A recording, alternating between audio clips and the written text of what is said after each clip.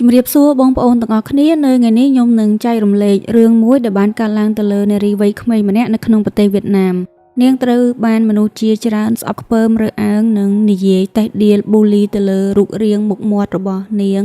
ខ្សែជីវិតរបស់នាងត្រូវជួបប្រទះរឿងរ៉ាវឈឺចាប់ជាច្រើនលើកជាច្រើនសារនាងធ្លាប់ឆ្លងកាត់ជីវិតរៀបការព្រោះតែឪពុកម្ដាយគិតថានាងមានមុខមាត់អត់ស្អាតអាក្រក់ពេកអត់មានប្រុសណាស្រឡាញ់ព្រមយកធ្វើជាប្រពន្ធដល់អញ្ចឹងទៅគាត់ក៏រៀបចំទុកដាក់ឲ្យនាងរៀបការជាមួយនឹងបុរសម្នាក់តែចុងក្រោយនាងក៏ត្រូវលែងលះគ្នាព្រោះតែពាក្យមើលងាយមើលថោកពីគ្រួសារខាងប្តីលើពីនេះនាងក៏ធ្លាប់ទៅធ្វើការនៅកន្លែងផ្សេងប៉ុន្តែអត់មានកន្លែងការងារណាព្រមយកនាងធ្វើជាបុគ្គលិកនោះឡើយដោយសារតែរូបសម្រស់ខាងក្រៅរបស់នាងរហូតដល់ថ្ងៃមួយនាងក៏បានកែប្រែខ្លួនឯងក្លាយជាមនុស្សថ្មីហើយអ្វីៗក៏បានប្រសើរទៅតាមនឹងដែរវាប្រសើរឡើងទៅតាមការខំប្រឹងរបស់នាងឥឡូវបើសិនជាបងប្អូនចង់ដឹងថានាងបានជួបទុក្ខលំបាកអ្វីខ្លះនៅក្នុងជីវិតហើយនាងខំប្រឹងធ្វើអីខ្លះហើយតើនាងអាចកែប្រែខ្លួនឯងបានដោយរបៀបណាទើបអាចរស់នៅប្រកបដោយភាពសុខសាន្តមានសុភមង្គលដោយសពថ្ងៃនេះកុំឲ្យខាត់ពេលយូរតោះយើងមកតាមដានស្ដាប់ទាំងអស់គ្នា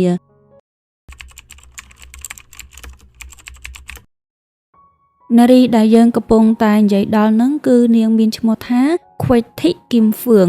នាងកើតនៅក្នុងឆ្នាំ1996នៅក្នុងខេត្តដាក់នងគ្រួសាររបស់គីមហ្វឿងគឺជាគ្រួសារតកូលកសិករអត់សូវមានជីវភាពធូរធាននោះឡើយកាលពីកុមារភាពគីមហ្វឿងបានទៅរៀនដូចក្មេងដទៃប៉ុន្តែនាងអត់សូវមានមិត្តភ័ក្តិអត់សូវមានអ្នកលេងឬក៏រាប់អានជាមួយនឹងនាងនោះឡើយក្មេងដទៃទៀតនៅក្នុងសាលាភាគច្រើនគឺគេអត់សូវលេងជាមួយនឹងនាងទេព្រោះតែទី1ហ្នឹងគឺនាងក្រហើយទី2គឺនាងមានមុខមាត់អត់ស្អាតដូចនេះហើយបានជាគេស្អប់នាងអត់ចង់សំបីតែនិយាយជាមួយមិនថាតែគ្រូក៏រៀងអត់សូវចូលចិត្តនាងដែរនៅពេលដែលគីមហ្វឿងឈានចូលដល់វ័យជំទង់រូបរាងរបស់នាងកាន់តែធំពេញរូបពេញរាងនិងមើលឃើញពីភាពអាក្រក់របស់នាងកាន់តែខ្លាំងជាងពីពេលដែលនាងនៅតូចគីមហ្វឿងមានច្រមុះកពិតអត់មានខ្ទង់ស្លាបច្រមុះរបស់នាងរីកធំមាត់ក្អូមថ្ពាល់ធំបបោមាត់ឡើងក្រាស់ហើយមុខវិញគឺសុទ្ធតែមុននិងមានសម្បុរខ្មៅអញ្ចឹងហើយបានជាគីមហ្វឿងអត់មានមិត្តភ័ក្តិអត់មានណាគេរាប់អានជាមួយដោយសារតែគេគិតថានាងអាក្រក់មិត្តរួមថ្នាក់របស់នាងតែងតែនិយាយតេះដៀលរើសអើងមើលងាយមកលើរូបសម្បត្តិខាងក្រៅរបស់នាងពួកគេអត់ដែលគោរពឬក៏ឲ្យតម្លៃនាងសោះគីមហ្វឿងតូចចិត្តណាស់ប៉ុន្តែអត់អាចតតាំងជាមួយនឹងគេបាននាងអត់ចង់ទៅរៀននោះឡើយព្រោះតែពាក្យសម្ដីសិស្សនៅក្នុងសាលានាងក៏បានសុំឪពុកម្ដាយឈប់រៀនតែពួកគាត់អត់យល់ព្រមជាច្រើនដងម្ដាយរបស់គីមហ្វឿងតែងតែនិយាយប្រាប់កូនថាធ្វើជាមនុស្សល្អទើបមានគេគោរពឲ្យតម្លៃមានគេស្រឡាញ់ចូលចិត្តហើយនាងក៏បានស្ដាប់តាមពាក្យទូន្មានរបស់ឪពុកម្ដាយខំធ្វើជាមនុស្សល្អប៉ុន្តែអ្នកគ្រប់គ្នាមិនដែលបានមើលឃើញពីតម្លៃរបស់នាងនោះឡើយគឺគេវាយតម្លៃនាងតាមតែរូបសម្បត្តិខាងក្រៅគីមហ្វឿងត្រូវបានគេស្អប់ខ្ពើមរើសអើងខ្លាំងពេកនាងក៏អត់អាចប្រឈមវាតទៅទៀតបាននាងក៏សម្រេចចិត្តបោះបង់ការសិក្សាចោលនៅត្រឹមថ្នាក់ទី8ទោះបីជាពុកម្ដាយមិនយល់ព្រមខឹងស្ដីឲ្យយ៉ាងណាក៏ដោយក៏នាងនៅតែឈប់រៀនតាមចិត្តឯងរួចទៅក៏ទៅជួយឪពុកម្ដាយធ្វើស្រែចម្ការក្រៅពីការងារធ្វើស្រែចម្ការគីមហ្វឿងក៏បានទៅរកការងារធ្វើបន្ថែមនៅពេលដែលគីមហ្វឿងព្យាយាមរកការងារធ្វើអត់មានកន្លែងការងារណាព្រមផ្ដល់ឱកាសឲ្យនាងធ្វើការនោះឡើយដោយសារតែពួកគេគិតថានាងមានមុខមាត់អត់ស្អាតគីមហ្វឿងធ្លាប់តូចចិត្តនឹងខ្លួនឯងព្រោះថាក្មេងស្រីវ័យសបានាងគឺគេមានឱកាសច្រើនមិនថាតែមានមនុស្សប្រុសស្រឡាញ់តាមចែចង់មានសង្សារមានមនុស្សប្រុសតាក់ទងជាមួយហើយនៅពេលដែលនាងក៏លេចមកមើលខ្លួនឯងនាងអត់ដែលមានណាគេស្រឡាញ់រាប់អានជាមួយសោះបើនិយាយពីអត្តចរិតរបស់គីមហ្វឿងវិញនាងគឺជាក្មេងស្រីដែលស្លូតបូតឧស្សាហ៍ខំប្រឹងរៀនសូត្រស្ដាប់ដំបូន្មានឪពុកម្ដាយនិងជាក្មេងម្នាក់ដែលរៀងស្ងប់ស្ងាត់បន្តិចឪពុកម្ដាយរបស់នាងអាណិតស្នោះកូនខ្លាំងណាស់ប៉ុន្តែអត់អាចធ្វើអីបានគាត់បានត្រឹមតែព្យាយាមលើកទឹកចិត្តកូនថារូបសម្បត្តិខាងក្រៅវាអត់សំខាន់ទេខាងក្នុងគឺវាសំខាន់ប៉ុន្តែវាអាចជួយកូនគាត់បាននោះឡើយ ព្រោះថានៅផ្ទះនាងមានអារម្មណ៍ខុសពីពេលទៅខាងក្រៅមិនថាតែទៅសាលាឬក៏ទៅទីប្រជុំជនក៏ដោយនៅពេលដែលមានវត្តមានរបស់នាងនៅទីនោះពួកគេតែងតែកលេចមកមើលនាងក្នុងខ្សែភ្នែកបែបរើសអើងប្រៀបដូចជានាងនឹងជាសត្វចម្លែករិះគន់សើចចំអកនៅនឹងចំពោះមុខឬក៏ក្រោយខ្នងនាងរឿងទាំងអស់នេះវាប៉ះពាល់ដល់ទឹកចិត្តរបស់គឹមហ្វឿងខ្លាំងមែនទែនដោយសារតែនាងនៅក្មេងការគិតការពិចារណាវាអត់ទាន់គ្រប់ជ្រុងជ្រោយនាងតែងតែអន់ចិត្តជាមួយនឹងខ្លួនឯងដែលកើតមកអាក្រក់បែបហ្នឹងនៅពេលដែលគឹមហ្វឿងឈានចូលដល់វ័យ17ឆ្នាំមានបរិះក្រីក្រម្នាក់មានចិត្តឲ្យនាងនៅពេលនោះគ្រាន់តែឪពុកម្ដាយរបស់នាងដឹងភ្លាមពួកគាត់សប្បាយចិត្តមែនទែនថាមានមនុស្សប្រុសស្រឡាញ់នាងឯងដល់អញ្ចឹងទៅពួកគាត់ក៏រៀបចំពិធីមង្គលការផ្សំផ្គុំនាងឲ្យទៅបរិះម្នាក់នោះដោយលើកហេតុផលថាបរិះម្នាក់នោះមានទឹកចិត្តល្អ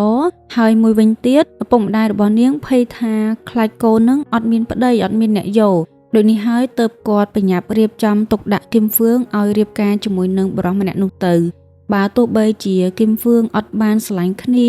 ហើយបរិះម្នាក់នោះក្រីក្រអត់មានចំណេះដឹងយ៉ាងណាក៏ដោយក៏គាត់នៅតែបខំកូនស្រីឲ្យរៀបការជាមួយគឹមហ្វឿងអាយុត្រឹមតែ17ឆ្នាំនាងអត់ទាន់ចេះទុកដាក់ដាំបាយធ្វើម្ហូបស្រួលបួលនោះឡើយនិងអត់ទាន់ចេះមើលថែគ្រួសារទេនាងក៏คล้ายទៅជាកូនប្រសាររបស់អ្នកដតីទៅបាត់នាងពិតជាពិបាកហើយមានសម្ពាធគ្រាន់បើដែរគឹមហ្វឿងចង់ប្រកែកជាមួយនឹងឪពុកម្ដាយដែរប៉ុន្តែនាងជាក្មេងដែលស្ដាប់ដំបូងមានឪពុកម្ដាយដូចនេះហើយនាងក៏យល់ព្រមធ្វើតាមពួកគាត់ទៅបងប្អូនសាច់ថ្លៃរបស់គឹមហ្វឿងមិនសូវជាពេញចិត្តជាមួយនឹងនាងទេពួកគេតែងតែនិយាយដើមធ្វើបាបឲ្យនាងធ្វើការលើសកម្លាំងហើយអត់សូវឲ្យតម្លៃនាងអីដែររីឯប្តីរបស់នាងវិញក៏អត់បានការពារនាងអីទេរៀបការជាមួយគ្នាមិនយូរប៉ុន្មានគឹមហ្វឿងក៏មានផ្ទៃពោះហើយនៅពេលដែលគឹមហ្វឿងមានផ្ទៃពោះអ្នកចិត្តខាងឬក៏គ្រួសារខាងប្តីតែងតែនិយាយចំអកឲ្យនាងថាកូននាងនឹងនៅពេលដែលកើតមកគឺមុខដឹងតែអាក្រក់ដូចម្ដាយហីដឹងតែអត់ស្អាតបែបនេះបែបនោះអញ្ចឹងទៅគឹមហ្វឿងតូចចិត្តខំមាត់សកត់ចិត្តរហូតដល់ថ្ងៃដែលនាងសម្រាលកូនតែជាសំណាងល្អកូនស្រីរបស់នាងកើតមកមានសុខភាពល្អហើយមុខមាត់នឹងអត់កាត់ទៅនាងទេកាត់ទៅខាងប្តីដល់អញ្ចឹងទៅកូនស្រីនឹងមានមុខមាត់គ្រាន់បើស្អាតគួរសមដែរនៅពេលដែលកូនស្រីរបស់គឹមហ្វឿងកើតមកមានមុខមាត់ស្អាតអញ្ចឹងគ្រួសារសាច់ញាតិឬក៏អ្នកជិតខាងនឹងក៏ឈប់និយាយរឿងនឹងតទៅទៀតបើតាមពាក្យសម្ដីរបស់គឹមហ្វឿងនាងធ្លាប់បាននិយាយថានាងចាំគ្មានថ្ងៃភ្លេចបាននៅពេលមួយនៅពេលដែលនាងដើរប៉ះគេបន្តិចគេបាននិយាយស្ដីឲ្យនាងធ្វើដូចជានាងនឹងជាចៅអញ្ចឹងហើយនៅមើងងាយថានាងមានមុខមាត់ដូចខ្មោចទៅស្លាប់ទៅក្រែងលោចាប់ជាតិថ្មីមានមុខមាត់ស្អាតជាងនេះបន្តិចនៅពេលដែលនាងឮអញ្ចឹងនាងពិតជាខូចចិត្តមែនទែនលើពីនេះគឹមហ្វឿងក៏បានបន្ថែមទៀតថានៅពេលដែលនាងមានកវលថ្មីហើយនាងបានពាក់កវលមួយនោះមានអ្នកជិតខាងម្នាក់បាននិយាយដាក់នាងថាមនុស្សអត់ស្អាតទោះបីជាពាក់មាសថ្លៃប៉ុណ្ណាក៏នៅតែអាក្រក់ដែរគឹមហ្វឿងនាងធ្លាប់ឆ្លងកាត់បទពិសោធន៍ជូរចត់និងអយុត្តិធម៌ច្រើនមែនទែនចំពោះនាងតែងតែគិតថាមកពីខ្លួនឯងមានមុខមាត់អាក្រក់បែបនេះហើយទើបបានជាវាសនារបស់នាងជួបបែបនេះគឹមហ្វឿងរស់នៅជាមួយនឹងប្តីអត់ដែលមានសេចក្តីសុខនៅក្នុងគ្រួសារនោះឡើយព្រោះតែគ្រួសារសាច់ញាតិខាងប្តីចេះតែនិយាយដើមបញ្ជួសឲ្យប្តីលេងនាងចោលអីចឹងទៅពួកគេតែងតែរិះគន់នាងបែបនេះឬក៏រិះគន់នាងបែបនោះនាំឲ្យនាងពិបាកចិត្តខ្លាំងណាស់ដែរណាមួយនាងទៅតែសម្រាលកូនរួចកូននៅតូចអត់មានប្រាក់សម្រាប់ទៅផ្គត់ផ្គង់ជីវភាពគ្រួសារហើយនៅពេលដែលនាងក៏លេចមើលទៅប្តីអត់មានខ្វល់ពីប្រពន្ធកូនសោះដោយអស់ភាពអត់ទ្រាំជាមួយនឹងប្តីគឹមហ្វឿងក៏បានសុំលេងលះគ្នាជាមួយនឹងប្តី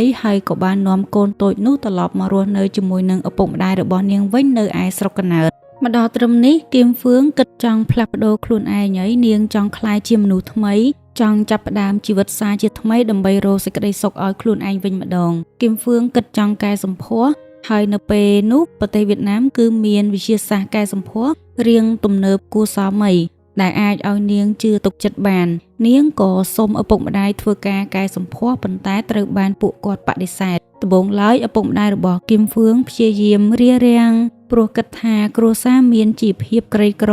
ហើយការដែលកែសម្ផស្សបែបនោះ អាចធ្វើឲ្យកូនស្រីរបស់គាត់មានគ្រោះថ្នាក់ឬក៏ប៉ះពាល់សុខភាពអីផ្សេងៗគឹមហ្វឿងក៏អត់បានបោះបង់នោះដែរនាងទទូចសុំឪពុកម្ដាយម្ដងហើយម្ដងទៀតចុងក្រោយពួកគាត់ក៏យល់ព្រមតាមការស្នើសុំរបស់កូនស្រីក្នុងការកែសម្ផស្សត្រូវការចំណាយប្រាក់ជាច្រើនហើយគឹមហ្វឿងក៏អត់ទាន់មានលទ្ធភាពគ្រប់គ្រាន់នៅក្នុងការកែសម្ផស្សនោះដែរដូចនេះហើយបានជានាងត្រូវធ្វើការសន្សំលុយជាមុនសិននាងបានធ្វើការជាច្រើនមុខដើម្បីសន្សំលុយទុកធ្វើការកែសម្ផស្សលើសពីនេះឪពុកម្ដាយរបស់នាងក៏បានលក់ដីស្រែចម្ការនិងទ្រព្យសម្បត្តិមួយចំនួនដើម្បីជាទុនខ្លះៗសម្រាប់ឲ្យកូនស្រីធ្វើការកែសម្ផស្សផងដែរក្រោយពេលដែលនាងសន្សំលុយជាច្រើនខែចុងក្រោយគឹមហ្វឿងក៏សន្សំវាបានគ្រប់ចំនួនក្នុងការកែសម្ផស្សគឹមហ្វឿងគឺចំណាយលុយដល់ទៅ151លានដុងបើសិនជាគិតជាលុយដុល្លារប្រហែលជា$5,800សហរដ្ឋអាមេរិកផ្នែកដែលគឹមហ្វឿងកែសម្ផស្សខ្លាំងជាងគេគឺនាងផ្ដោតសំខាន់ទៅលើផ្ទៃមុខរបស់នាងគឺនាងកែទាំងស្រុងតែម្ដងគឺគឹមហ្វឿងបានកាត់ឆ្អឹងថ្គាមនាងចំណាយអស់65លានដុងនាងកាត់ឆ្អឹងថ្ពាល់ចំណាយអស់45លានដុងនាងវះកាត់ត្បកភ្នែកអស់3.5លានដុងនាងធ្វើអញ្ចើមហើយសាក់បបោមាត់និងកែសម្ផស្សផ្សេងទៀតអស់31លានដុងលើពីនេះនាងក៏បានធ្វើថ្មិញនាងថែស្បែកថែសាច់ថែរាងហាត់ប្រាណធ្វើរបបអាហារដើម្បីទទួលបានរាងស្អាតផងដែរពីមួយដំណាក់កាលទៅមួយដំណាក់កាលនៃការកែសម្ផស្សនាងទទួលរងការឈឺចាប់គ្រាន់បើដែរប៉ុន្តែនាងរីករាយជាមួយនឹងរូបរាងថ្មីដែលនាងកំពុងតែទទួលបានទោះបីជាឈឺចាប់យ៉ាងណាក៏ដោយក៏នាងនៅតែតស៊ូអត់ទ្រាំជាមួយនឹងការឈឺចាប់នោះបានក្រោយពេលការសម្ផស្សបានសម្រេចគឹមហ្វឿងស្អាតប្លែកជាងមុន180ដឺក្រេមើលទៅហាក់ដូចជាមនុស្សពីរផ្សេងគ្នាអញ្ចឹងនាងពិតជាសប្បាយចិត្តជាមួយនឹងលទ្ធផលដែលនាងកំពុងតែទទួលបាននេះខ្លាំងណាស់អ្នកនៅជុំវិញខ្លួនរបស់គឹមហ្វឿងមានសមាជិកគ្រួសារនិងអ្នកជិតខាងគេក៏បានសរសើរនាងគ្រប់គ្នាថានាងស្រស់ស្អាតជាងមុនអីចឹងទៅរឿងនេះនាំឲ្យគឹមហ្វឿងមានភាពជឿជាក់លើខ្លួនឯងទាំងដែលនាងអត់ដែលមានទេពីមុនមកចាប់តាំងពីពេលដែលគឹមហ្វឿងកែសម្ផស្សមកនាងក៏មានតែរឿងល្អៗកើតឡើងនៅក្នុងជីវិតដែលវាខុសពីពេលដែលនាងអត់ទាន់បានកែសម្ផស្សក្រោយមកទៀតគឹមហ្វឿងក៏បានចាកចេញពីស្រុកកំណើតនៅខេត្តដាណុងទៅរស់នៅទីក្រុងហូជីមិញដើម្បីប្រកបការងារធ្វើជាអ្នកលក់អនឡាញនិងបានបើកហាងសាឡនតូចមួយនៅក្នុងទីក្រុងហូជីមិញនាងសប្បាយចិត្តមានទំនុកចិត្តលើខ្លួនឯងខ្លាំងជាងមុននិងផ្ដោតទៅលើតែការរកស៊ីដើម្បីបានប្រាក់មកផ្គត់ផ្គង់ជីវភាពគ្រួសារព្រមទាំងចិញ្ចឹមកូនតូចរបស់នាងតែម្នាក់ឯងផងដែរគឹមហ្វឿងនាងបានផ្លាស់ប្ដូរម៉ូដសក់ការស្លៀកពាក់ស្ទាយរៀបចំខ្លួនធ្វើដូចជាមនុស្សថ្មីម្នាក់ទៀតអញ្ចឹងជាមួយនឹងសម្រស់ថ្មីគឹមហ្វឿងមានភាពជឿជាក់លើខ្លួនឯងខ្លាំងជាងមុនហើយមុខរបរការរកស៊ីរបស់នាងក៏ប្រកបទៅរលូនជាប្រចាំពីមួយថ្ងៃទៅមួយថ្ងៃនៅចន្លោះឆ្នាំ2018ដល់ឆ្នាំ2020គឹមហ្វឿងក៏បានតាក់ទងគ្នាជាមួយនឹងប្រុសកំឡោះ2នាក់ប៉ុន្តែស្នេហារបស់នាងអត់ទទួលបានជោគជ័យនោះទេនាងបានបែកបាក់ស្នេហាទាំងពីរលើករហូតដល់ចុងឆ្នាំ2020នាងក៏បានស្គាល់គ្នាជាមួយនឹងបុរសល្អម្នាក់ដែលអត្តសញ្ញាណរបស់បុរសម្នាក់នេះនាងអត់បានបញ្ចេញវាជាសាធារណៈឡើយព្រោះនាងចង់រក្សាឯកជនភាពរបស់គាត់បើតាមសម្ដីរបស់គឹមហ្វឿងបាននិយាយថាគាត់ជាបុរសល្អជាអ្នកមានហើយស្រឡាញ់នាងយល់ចិត្តគោរពឲ្យតម្លៃនាងជាខ្លាំងបុរសម្នាក់នេះជាមនុស្សល្អយកចិត្តទុកដាក់មើលថែនាងយ៉ាងខ្លាំងគាត់អត់ដែលប្រកាន់រឿងដែលនាងធ្លាប់មានគ្រួសារពីមុនមកគាត់ទទួលយកបានអ្វីគ្រប់យ៉ាងពីនាងទោះបីជាដឹងហើយថាមុខមាត់របស់នាងពិតប្រាកដគឺមានមុខមាត់អាក្រក់ហើយភាពស្រស់ស្អាតរបស់នាងសប្តាហ៍ថ្ងៃនេះគឺបានមកពីការកែសម្ផស្សក៏ដោយក៏គាត់នៅតែទទួលយកបានគ្រប់បែបយ៉ាងពីនាងបុរសម្នាក់នេះជាអ្នកមានជាអ្នកជំនួញមកពីឋានៈគ្រួសារល្អ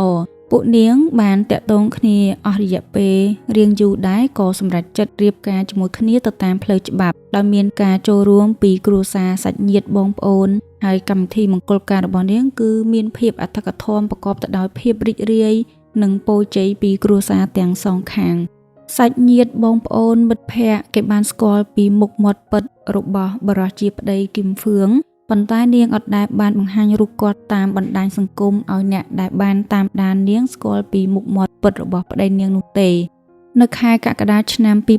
2021 គឹមហ្វឿងក៏បានស្វាគមន៍កូនប្រុសម្នាក់ហើយនៅចុងខែកញ្ញាឆ្នាំ2023នាងក៏បានបង្កើតកូនប្រុសម្នាក់ទៀតផងដែរ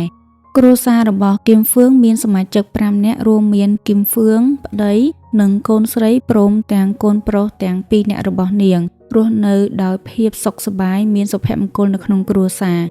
រឿងរ៉ាវដែលខ្ញុំចែករំលែកខាងលើនេះគឺបានមកពីការបង្ហោះតាមបណ្ដាញសង្គមរបស់គឹមហ្វឿង